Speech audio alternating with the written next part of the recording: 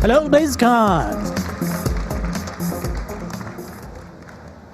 All right, who's excited about Nova Covert Ops? Did you guys catch that announcement? Yeah? Excellent. Well, we are here today to tell you guys about the future of StarCraft 2. My name is Tim Morton. I'm the lead producer on StarCraft 2 Legacy of the Void. I'm going to introduce you guys to my fellow panelists up here. So, this is Jason Huck, who leads up the campaign design. We have any campaign players out there? Do you guys like the campaign? All right. Excellent. Valerie Rotros, who is a writer on StarCraft 2, and Valerie is writing the story for Nova Covert Ops. So, welcome to Valerie. Do we have any PvP players out there? All right, David Kim, our lead multiplayer designer. And on this end, Matt Morris is the lead for story mode, so everything that you do in between the missions, and also our new co-op missions mode that's out here playable on the floor.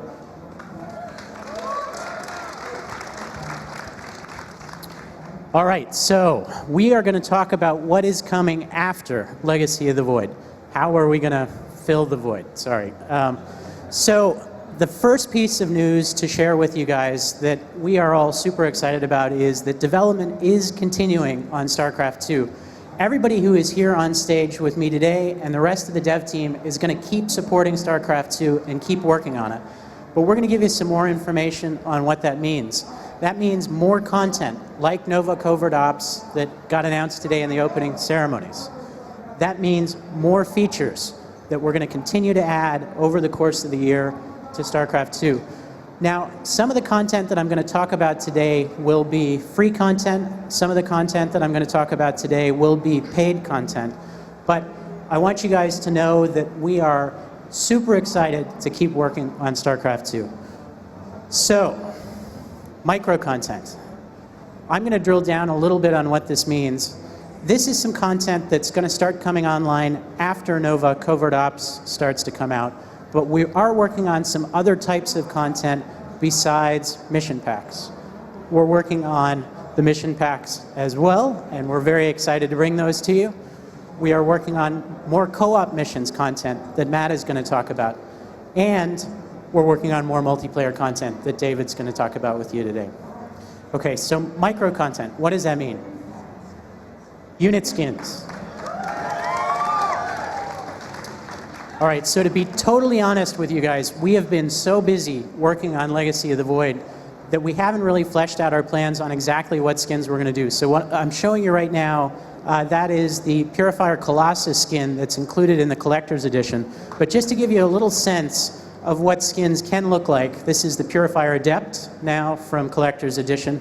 And there's also going to be a turnaround on that Colossus. But unit skins are an opportunity for you to choose a different look for your units in StarCraft 2. We do it on a unit-by-unit basis, and we've got some work to do still to really make that interface streamlined and to give you good choices for how you use unit skins. But we are going to do more of them. What's in the Collector's Edition is just the beginning. Voice packs. Voice packs are something that we have seen requested very often. The idea here is that you will have an opportunity to replace the in-game advisor with the voice of a different StarCraft character. This guy is somebody we hear a lot of requests for. And this is what he might sound like if you used him as a voice. Mineral quantity insufficient. Allies base under assault. All right, so we are already working on getting some voiceover to create these voice packs, but we do still have more work to do to create the interface. So this is content that will come after the Nova mission packs start out. One area that I haven't touched on yet that I do want to touch on today is StarCraft 2 Arcade. Arcade is the part of the game where you get to experience content created by other users. There's also some content in there created by Blizzard. We're going to keep adding features to StarCraft Arcade. Again, we've been super busy working on Legacy of the Void, and we did a little bit of work already in terms of new user interface for Arcade, but we want to keep making that better. Right now, there is a contest going on called Rock the Cabinet. That contest is an opportunity for content creators to make content using the Warcraft 3 assets that we released for the StarCraft 2 engine. That contest, it's going to wrap up next month, but we're super excited to see what kind of content comes out of the community, and we're going to keep doing these contests. Finally, we are working towards enabling our first paid content in Arcade. And this is an opportunity for content creators who have made really great content to make some money off of that content in the community. We don't yet have a specific timeline for this, but I can tell you a little bit about our approach. What we're going to do is work with specific content creators. So it's not really going to be a full-on app store out of the gate. We're going to take a very curated approach. We're going to talk to content creators who already are working on content, who have a track record and ability to deliver something great to you guys, and we're going to figure out how to set that content up so that it can become available paid in the StarCraft Arcade. So that's a goal that we are working towards, and we'll be excited to share some more details on that as we get further along. All right, I know you guys want to hear more about Nova Covert Ops, so I'm going to pass it over to Jason Huck, lead game designer.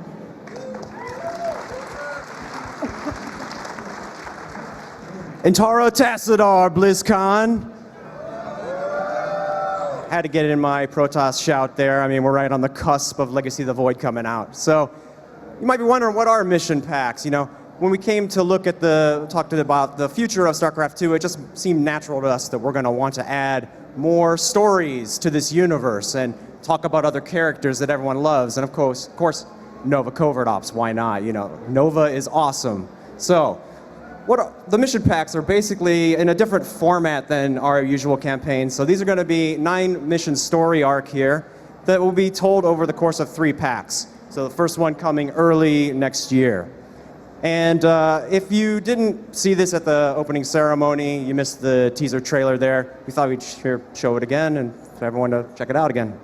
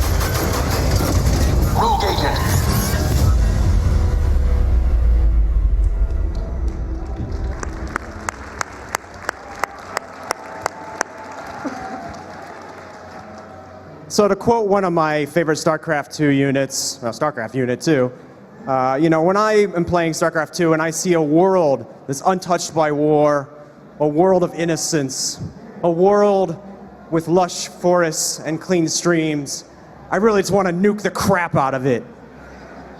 And with Nova, you're going to get to do that. I mean, this is a character that is a fan favorite.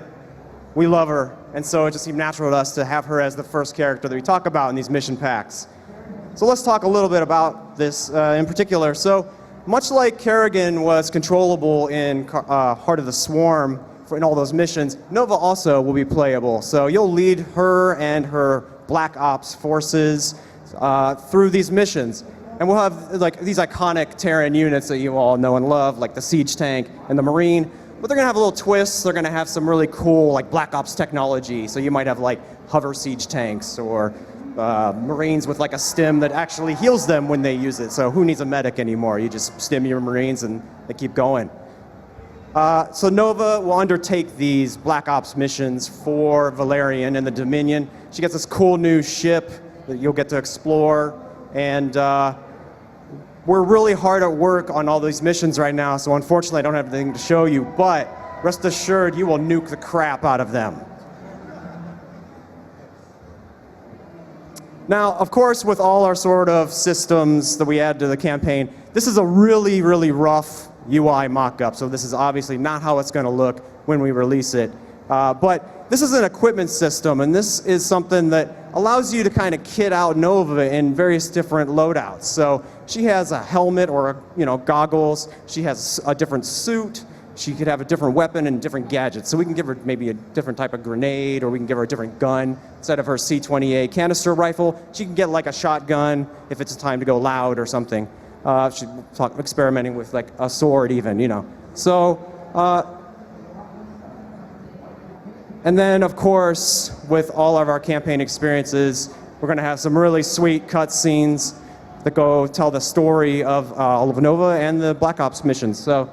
To talk more about that, I'm going to hand it off to Valerie, and she's going to give you a little bit of a history of what's going on with Nova and the Dominion after Legacy of the Void.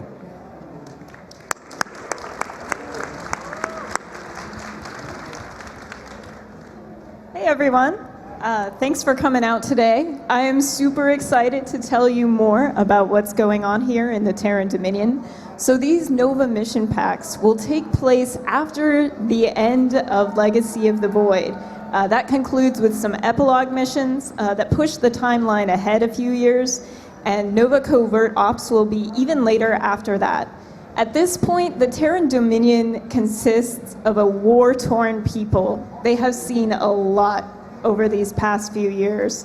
There have been wars, civil wars, insurrections, the Zerg, you name it. At this point, people are ready for peace. But what they do in that peacetime is really the question they face right now. Some people are eager to make sure that they're ready. If any alien forces come back, they want to make sure that they have the security they need, the weapons they need to stay safe.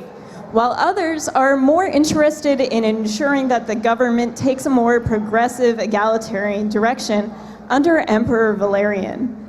Valerian is a much more fair and just ruler than his father Arcturus ever was. And, he was raised by his mother in exile. He was raised with those beliefs that freedom and liberty are basic human rights that everyone deserves. To this end, he opens up a lot of civil liberties to the people. He opens up freedom to the press. And this seems like a great idea, right? Why would the press not be free? That would be terrible. But unfortunately, there are some ramifications to that hit him a little harder than he expects. His enemies use these freedoms to open up conversations about his weaknesses as a leader. And the criticism is more intense than he anticipated. Because of that, this price of power is becoming a struggle for him to continue the legitimacy of his reign. A reign as emperor in a government he wants to be progressive and fair. He begins to worry that his enemies are not just speaking out against him, but also forming secret alliances behind his back. The foremost of these is the Defenders of Man. Now, publicly, the Defenders of Man argue for the security of humanity. They are interested in protecting people from alien threats. Seems like a very logical, smart decision after, the recent events where the swarm walked through the streets of Augustgrad. So the Defenders of Man have been gaining ground. More and more people flock to their side and listen to their message.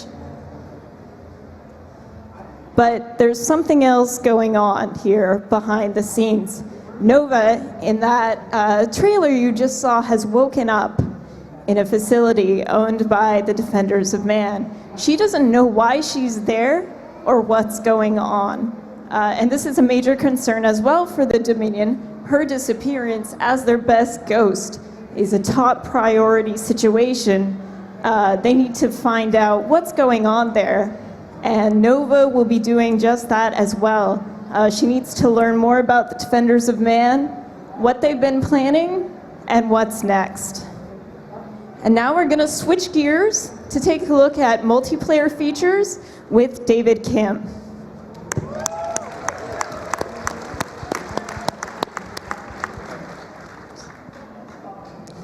So before we talk about the specifics of what we're trying to do next year in terms of multiplayer features, I want to talk a little bit about how we have been collaborating with you guys all throughout the development of Legacy of the Void, and we believe that has been so successful in terms of making Legacy of the Void as best as it could be before the release of the game. So I'd like to point out none of these features that we're talking about today, implementation hasn't started yet. We're still on the design phases only, so if you had thoughts and feedback, it'll be great to work together with you guys on all these features as well. So the first thing that we'll start working on is ladder revamp. This will be right after the release of Legacy of the Void. This will be our main focus. And we'll be going into the exact specifics and details of what we're planning so far in the multiplayer panel today at 4:30. So if you're interested in that, please check out that panel. But for now, I just want to point out that our main goal is to keep the good parts of the current system and address these three elements, which is having more meaningful ranks, more accuracy with the system, as well as more transparency. And the reason for this is because we really want to fulfill on the ranked play experience specifically in StarCraft 2. And what I mean by that is we want to have the most competitive and most accurate type of system to kind of go with the game. So on the tournament side, it's a little weird, but we're planning on Archon mode tournaments and 2v2 tournaments. So right now we have the 1v1 experience represented in the automated tournament system for the release of Legacy of the Void. So the competitive side is very well represented, but we wanted to take a step further into automated tournaments system as a whole, and we wanted to make it a little bit more of a teamwork oriented and a bit more of a social experience, and that's why we're trying to add these two formats into the system as well. The next thing is separate MMR per race in unranked play.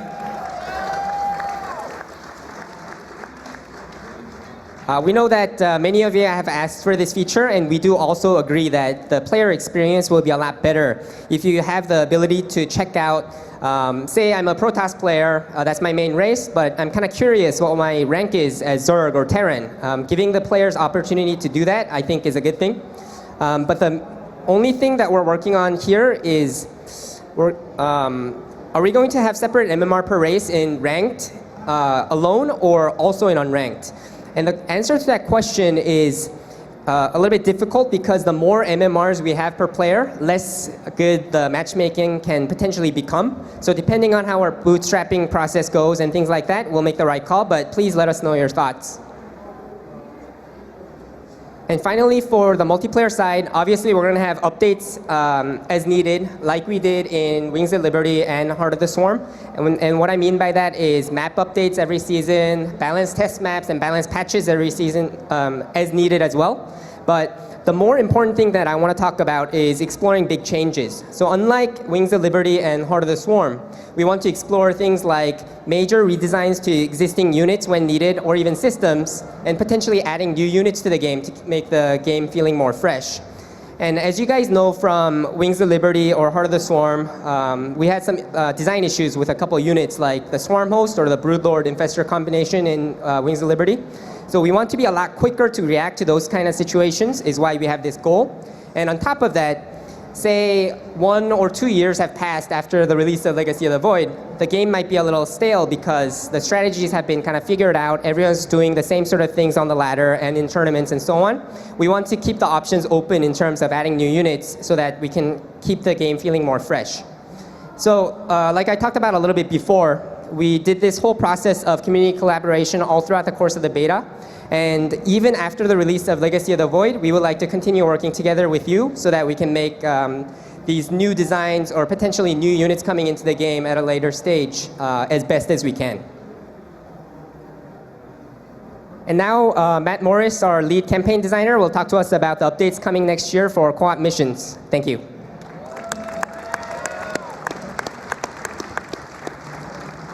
All right, how are you guys doing? My name is Matt Morris, and today I'm going to talk about co-op missions. Now, if you're hearing the words co-op missions for the first time, that's because we've recently changed the name from Allied Commanders to co-op missions. If you're hearing allied commanders and co-op missions for the first time, I have a quick brief summary as to this exciting new cooperative mode that's coming to StarCraft 2 for the very first time. So what is co-op missions? This is where you're going to play cooperatively with a friend. You're both going to battle the computer on campaign-style missions. Now, this isn't campaign. This is an entirely different mode. But what we've done is we've taken over some of the more memorable mechanics and objectives that you've seen in our campaigns, and we brought them over to co-op missions so that you could have that same experience with your friend. And you'll both get a chance to choose a commander from one of our 3 campaigns. Now, each commander plays a little bit differently. They have a unique set of units, abilities, and upgrades. This isn't like Heroes. This is still an RTS. You're still building a base and troops, but each one of these guys is absolutely amazing. If you guys haven't seen it, the demo station over here has all the co-op missions and the commanders. We have 6 commanders. We have Jim Raynor, we have Kerrigan and Artanis, and we have Swan from Wings of Liberty, and Zagara from Heart of the Swarm. And we got this new commander. You're going to learn a lot more about her in the Legacy of the Void in a couple days. Her name is Vorazun. She is awesome. But the reason why I'm standing here today is to let everybody know that as this game goes live, we plan to continue to support co-op missions as we move forward. One of the ways we want to do this is we want to continue to make more co-op missions. In fact, we already have a mission that's almost ready to launch. Once the game goes live, it'll be shortly thereafter. It's a mission that you will have seen in the Legacy of the Void campaign. It's a capture point mission. And we felt the mechanics of this mission fits perfect for a cooperative environment, because we're going to require both players working together to capture these points. But more importantly, you're going to have to communicate with your ally as to how to prevent the AI from recapturing them. Now, I have a little video to show you what this looks like in game. Enemy forces are contesting the objective. Eliminate them to capture it.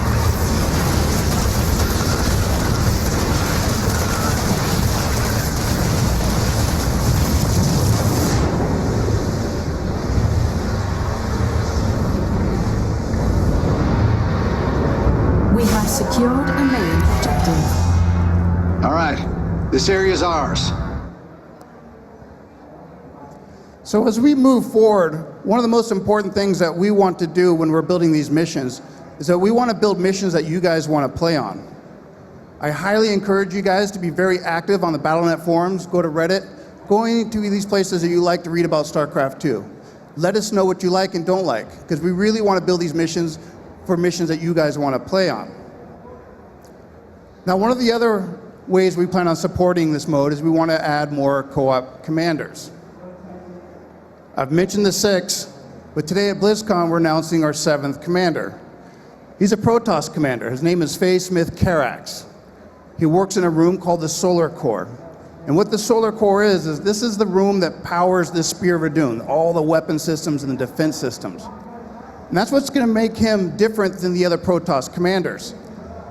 He's going to be all about these call downs from the Spear of Verdun. Now, all the Protoss commanders do have call downs, and they all have unique Spear of Verdun powers. But what really makes Carax different is he's going to be able to use it more frequently, the more powerful. In fact, in the mission itself, you're going to actually upgrade your Spear of Verdun. You can make these powers stronger as you start playing the missions. Now, I got a couple of videos to show you to illustrate some of these amazing powers that Carax has. Now, this first one is called Solar Lance. And what's awesome about this is that the player's going to have the ability to paint a line onto the mission and just do terrible amounts of damage to anything in there. Let's take a look.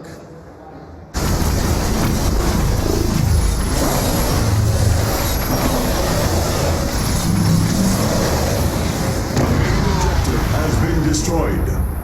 Now that is how you do it.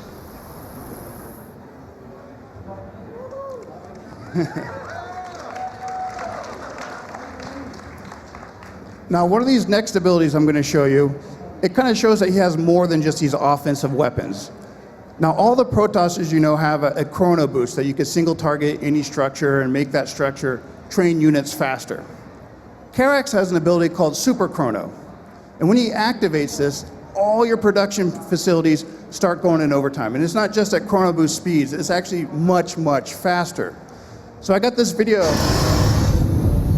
kind of show you. So this is Karak space right here, and you can see all the gateways and the cybernetics core and the forge. Everything's working overtime to produce a lot of troops. Really powerful. But most importantly, this also impacts your allies. So you can see how important it is to have Karaks on your team. Now I got one last video to show you. Now this is Karak's ultimate ability. Now this thing is awesome. It's called Purifier Beam. What's really cool about this is it leaves a persistent beam on the mission for a pretty long time. But the real fun part is as you deploy it, the player actually gets to control it and move it around. So as the enemy's trying to escape, you could just run them over with this thing. Take a look.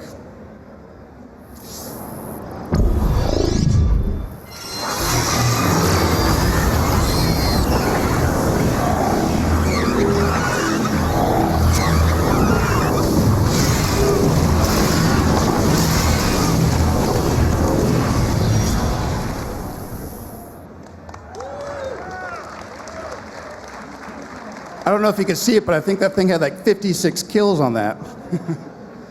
So that's it for co-op missions. You guys could start lining up. I don't know where the person is going to have the microphone, but you guys can start answering questions. But before I sit down, I do want to remind everyone that if you've never picked up Wings of Liberty or Heart of the Swarm, or if you're new to RTSs, there's no better time to get into StarCraft 2 now than with Legacy of the Void. It's a standalone product. We have an amazing new campaign.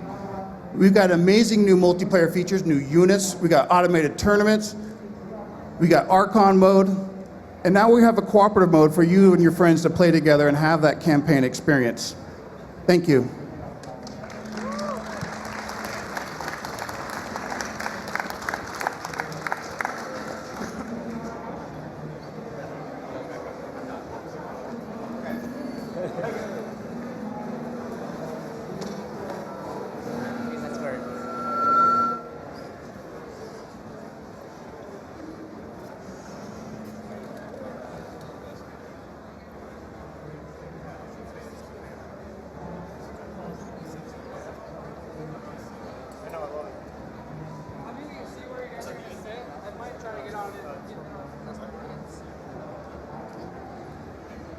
Oh, okay.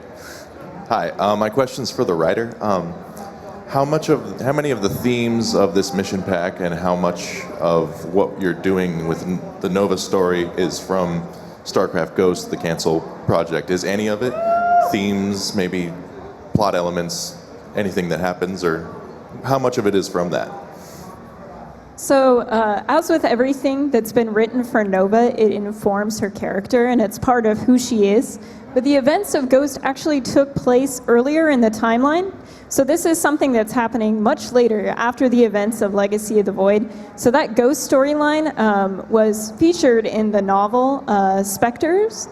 So that is still part of her history and what she's been through, but it is a new adventure going forward with Nova. Thanks. This is a question about co-op missions. So I think that's really cool you're adding it. And from Diablo, there's this like eternal rift level concept. And I was thinking, in the world of hardcore players that don't want to play against other players, it's interesting if those co-op missions would have an unlimited level, and if we could go and have a ladder system and all that. And I don't know if you guys thought about it or if it's a good concept, but I think it would be really interesting to go and choose your commander and figure out the best strategies and all that. I don't know. Yeah, that's a really good idea. As we move forward with co-op missions, this is obviously something new to StarCraft 2. And so we've had a lot of those discussions. We want to know what it's going to happen once you max out your commander at the higher difficulties. Right now what we have is at the highest difficulty, we find that it's super challenging, right? So there's a lot of fun there. But as we move forward, we're looking at these different ideas as to really embrace for the players are really hardcore, but also still make it very accessible. Because, this is an area that we expect a lot of people from campaign will come over. Multiplayer can be very intimidating, right? So we want to make this kind of a place for them, but we also recognize that this is a lot of fun for the hardcore fans too. So we like a lot of those ideas, and those are things we are talking about. Thank you.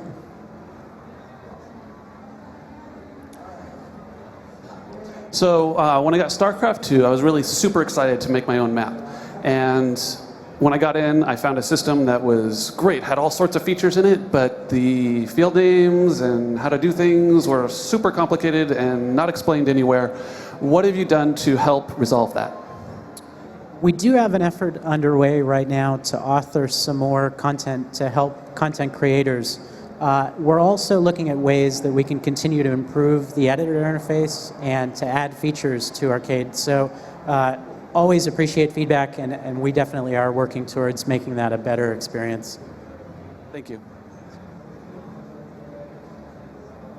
I'm wondering how the race-based matchmaking system is going to treat random players. So it's not final yet, but our current thought is the random will be decided before you get into a match. Like the system would know, and then it'll choose that MMR to matchmake against the correct player. So what's kind of interesting about this is on the ladder, maybe you won't have like a random rank, right? Maybe you might have all 3 ranks separately, but your race will still be displayed as random. But if you had better thoughts than that, then we're definitely welcome to hearing any feedback, both on the idea that we have currently, or it could be something else too, right? Because nothing has been decided yet. Cool. Thank you. Thanks. Hi. Oh.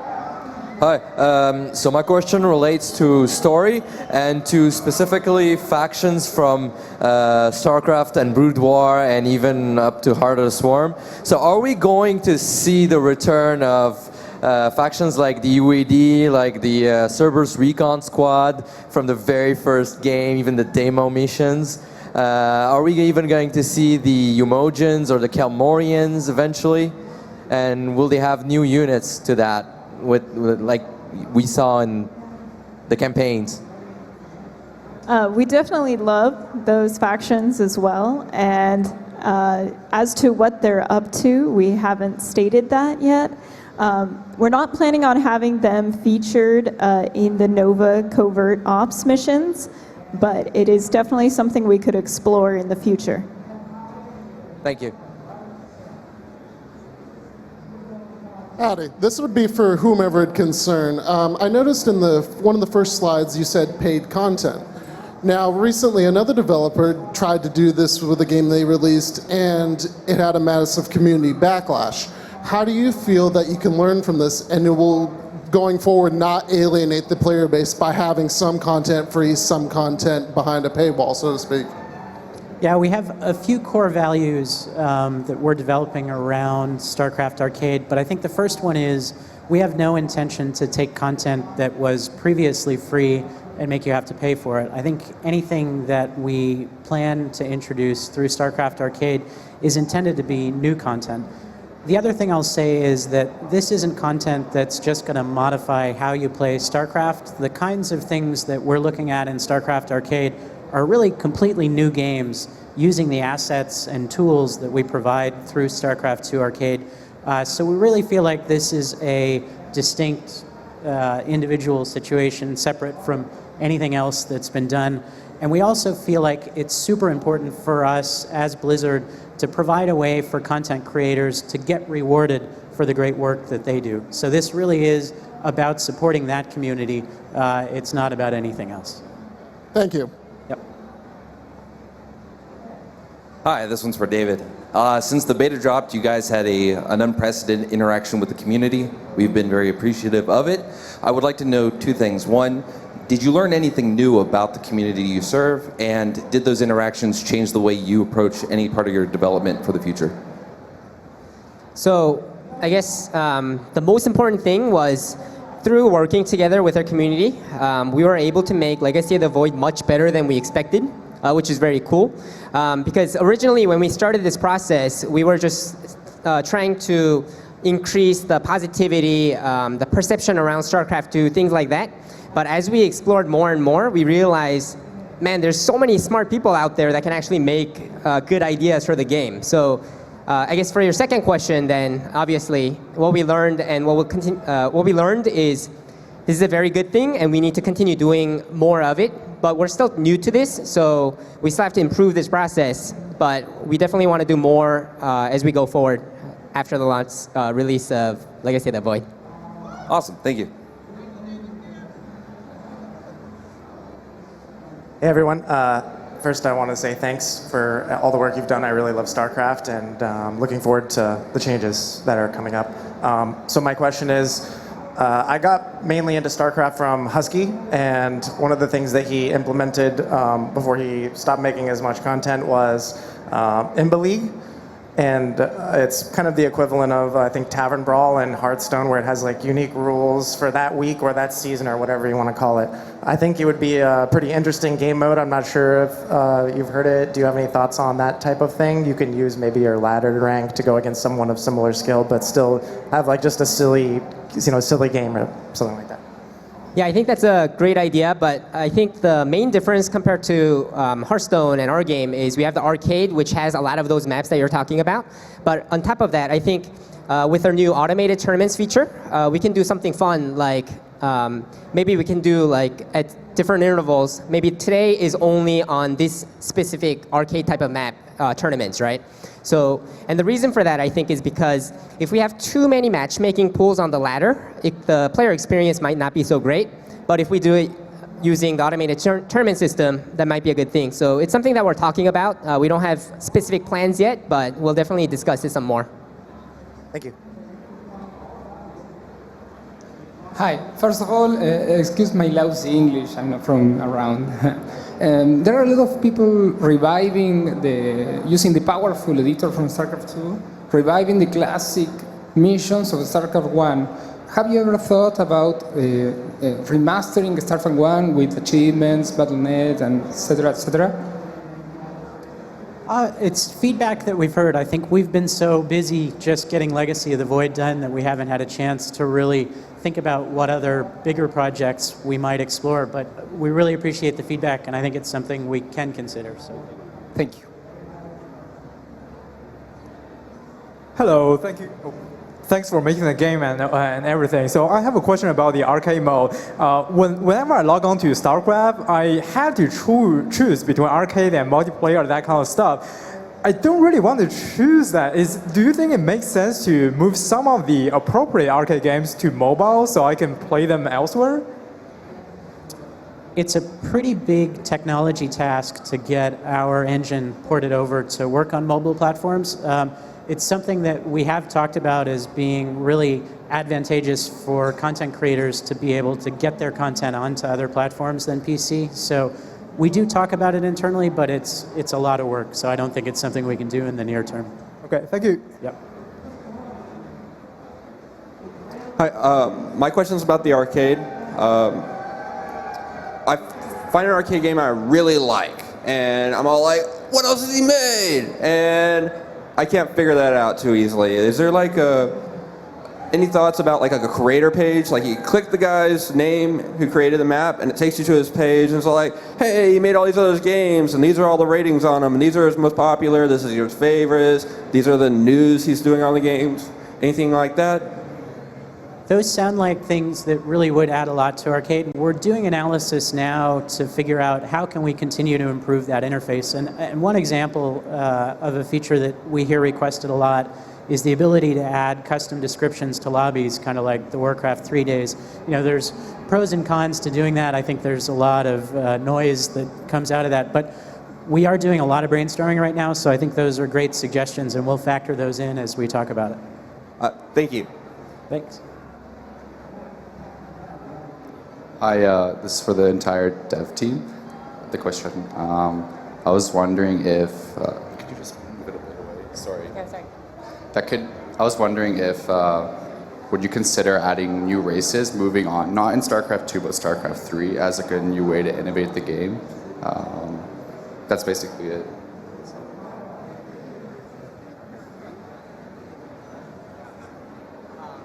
I mean, we're just so focused on, you know, what we're working on right now that we haven't even really begun to think about a StarCraft 3.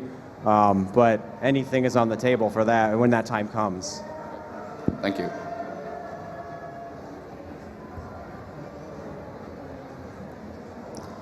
The score screen has a lot of useful information for players to interpret the progress of their games, like the workers' active graph, the army value graph. Are there any thoughts to expand the data that's presented to players post-game?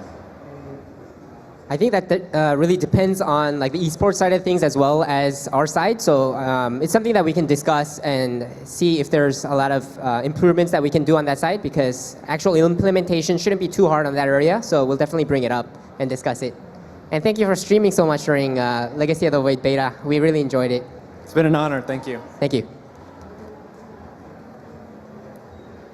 Hi, my name is Igor and I'm looking weird. But I've been playing every Blizzard game except StarCraft 2. And the question is, isn't it too late to catch up and start playing? I mean, the final chapter of part 2 is gonna come out soon and a lot of stuff happened already. Isn't it too late to start playing? I'll say it's never too late to start playing. We really did a lot of work for Legacy of the Void to make this a good entry point for StarCraft 2. We've got new tutorials, we've got these cooperative missions, we've got Archon mode. This is a great time to come into the game, and I think our hope is that many people who might have been holding off to the moment where the whole story is ready to be consumed will come in now. But I don't know, anybody else want to jump in? And if you had any like questions about like where to get started, or if you're stuck in some points, things like that, if you go to like StarCraft Reddit, that community has been like very great at helping new players out. So definitely utilize that too. Thank you very much. Hello, my question is mostly focused on multiplayer for Mr. Kim, I guess. You mentioned that you're ready to do huge changes for the multiplayer design, for units, removing units even, but is there anything that is out of the question? Is there maybe the economy model or anything that you've decided there's no way you're changing? So there's like two parts to it, I think. The first part is we'll do redesigns as we need to if something is broken, right? So like the Swarm hosts in Heart of the Swarm or Broodlord Infestor and Wings of Liberty are, I think, good examples of that. And second is if there comes a time where the game becomes a little stale, then we'll explore mixing things up. And in that scenario, I think anything is possible, including the stuff that you mentioned. Have a good day. Thanks. First, I'd like to say thank you, Jason, for representing the Zerg up there. Also, are there plans for any like official Blizzard mods coming out? Specifically, like I want to play Brood War or Warcraft 3 with the StarCraft 2 engine. These are all things that we've discussed, and it's potential for maybe next year if we decide we really want to go that way. But it's really it's all to see, what ends up coming in the future. So yeah, I'll jump in and just add. I think we're so excited just to continue working on StarCraft 2 and to start having an opportunity to think about things beyond Legacy of the Void. So we feel like we've been so sort of tunnel visioned on getting this one done that there are these great ideas floating out there, and we've heard multiple over the course of this panel. So we really will put more thought into that stuff, and I think we'd be excited to explore those too. So. That's awesome. I mean, we already got the Warcraft assets. Let's do it. Hello. So first of all, I'm a huge fan of StarCraft. I played since I was a little kid, and I was wondering about your canceled StarCraft Ghost project. Is it dead and buried, or are you going to continue it? At this point in time, there are no plans to continue with StarCraft Ghost. This team really has been focused on StarCraft 2, the RTS. So yeah, we're not even that close to that particular project, though we're definitely aware of the history there. Yeah. Okay, thank you. Yep.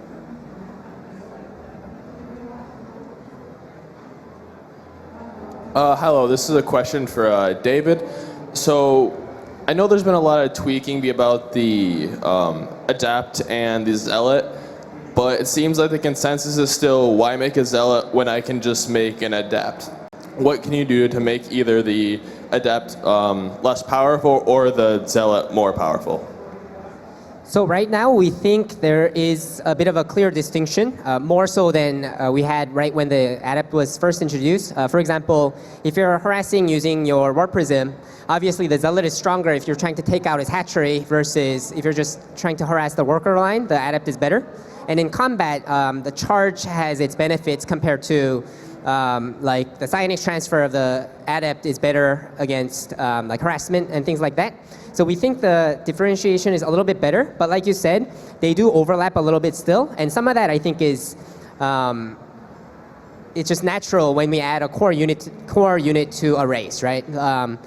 Like all these core roles were filled by 2 units, the Zealot and the Stalker before. We added a third. Obviously, this guy has to kind of take from one of these 2 units, right? So we felt like because the Stalker is more interesting with Blink Micro, there's a lot more like fun stuff that players can do with it compared to the Zealot is mostly just a move. So we wanted to take a little bit from the Zealot more so than the Stalker. Okay. Yeah, that's fine. Yeah, thank you. Thank you. This one's for Davey. I was wondering about automated tournaments. They're really, really cool. I played a few in the beta. But I wanted to know, are you guys going to expand on them? I saw, Archon and 2 vs 2 tournaments. Do you think on like an Archon 2 vs 2 automated tournament, so it'd be 4 vs 4 in a way? So the 2v2 and Archon mode are the next things that we want to do. And then depending on how that goes and depending on the demand for other things, maybe we can explore things like 4v4, like you said, or like someone else just mentioned, maybe we can explore having tournaments in some arcade maps and things like that, right? But anything's possible. But for now, we're focusing on Archon mode tournaments and 2v2 tournaments. Okay. All right, that sounds good. Thanks. Thank you. Hi, this question's multiplayer related, so for David Kim then. Do you think that we saw problems in Wings of Liberty about units not being very relevant or not used, like the carrier? We didn't see very much of Wings of Liberty, as well as Heart of the Swarm. Do you think that like implementing new units in Legacy of the Void, such as the Liberator, we don't see the Siege Tank, for instance, a lot in TVZ anymore because the Widowmine kind of did a lot to replace that in a more effective way. And now we're seeing Siege Tanks being picked up by Medivacs to make them more relevant. Do you think units like the Liberator might take away from the Siege Tank in its role, or the Cyclone might take away from the Thor kind of being a core element for anti-air for Terran? Like, I guess the question's like, do you think a lot of the new units might be taking away too much from units that we've already had trouble finding relevance in? So when new units are added, obviously it's going to take from old, because players can only do so many strategies per matchup, right? So it's going to take some of it. But I think our goal is to not have every single unit in the game used in equal numbers, but more so if the units that are really fun to play with and fun to watch, things like that, are used and in a good number of diversity, I think that's the most important for us. Okay, but one more question then on that. Do you think it's more important that units are fun to play or fun to watch? We think both are important for StarCraft 2 because it's a game that everyone plays for fun, but at the same time, it's such a huge esport also, right? Especially on the multiplayer side. So I think both are equally important. Okay, thank you very much. Thank you. Hi, so compared to other developers, Blizzard's honestly not that great about pushing news and results and previews on the launcher.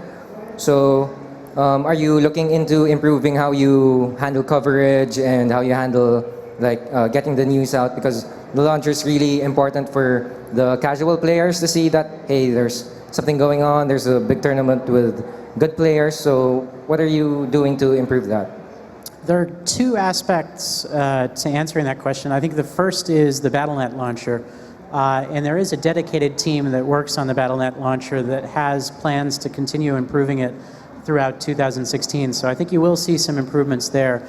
But the other aspect is in-game exposure. And we've recently released an updated user interface for StarCraft 2 with the 3.0 patch. So that's live right now. That landing page is fairly basic right now, but we do plan to continue adding some improvements there. And we're thinking a lot about how can we expose things like upcoming matches? How can we really drive viewership both for esports and excitement around new features and new content that we have coming in the game? Follow-up question to that. So do you think will there ever be a point where we can just like jump in and jump out of like tournament matches to view it? Because like I think Dota does that. You can just jump into the tournament and just watch the replay, and you have all the tools to like see different stats and things like that. So do you think you're gonna support that in the future? Mass spectating is something that we're exploring what it would take to implement from a server infrastructure perspective, and we feel like it would be a great feature to add. We just haven't done enough tech development to really speak confidently about what's involved in executing. Okay, thank you. My question is about a multiplayer game. Since Legacy of the Void add more units in the game and they need micro control for players to win the game. So do you think Legacy of the Void is becoming more unfriendly to new players? And will you think about any other things to do to make new players to enjoy the multiplayer games? Yeah, so we've actually made changes to the training mode so that it's a little easier for brand new players to get into multiplayer. But on top of that, I think Archon mode is a great replacement to 1v1, especially if you're new. And if you have friends, or you can make new friends who are good at StarCraft 2, who want to kind of like mentor you or teach you how to play and things like that, it's a great tool for that.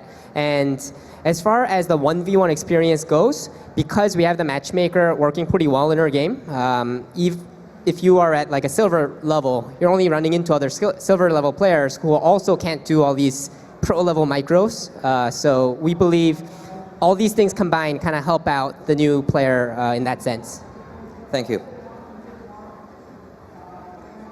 Hi guys, thanks for working on such an awesome game. Can't wait to dig into it.